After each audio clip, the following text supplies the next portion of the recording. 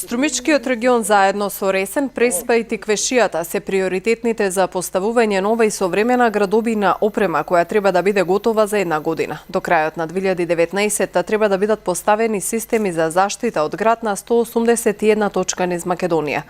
Овој процес го најави ресорниот министер на една од посетите во Струмичко. Техничката спецификација и документација е подготвена, експертски екипи од меѓународни размери направија и лоцира 181 точка каде што треба да ги имаме овие системи. Ние внимателно се движиме во тој процес. Сите прашуваат кога ќе ја вратите антиградобината опрема, не станува збор за враќање, туку за инсталирање, еве се надевам следната година на сосема нова компјутеризирана, и тој процес го годим. Паралелно, знаете дека во текот на годината инсталиравме 3 агрометеоролошки станици, тоа се Струмица, Градско и Кочани. Следната година ќе го зголемиме бројот на инсталирање на овие агрометеоролошки станици.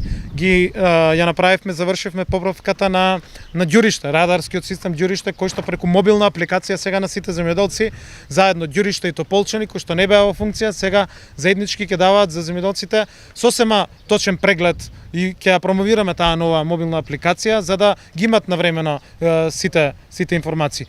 Во меѓувреме траат и дебатите за ефикасноста на градобините системи. Од Управата за хидрометеоролошки работи велат дека станува збор за одлука која треба да се донесе без брзање.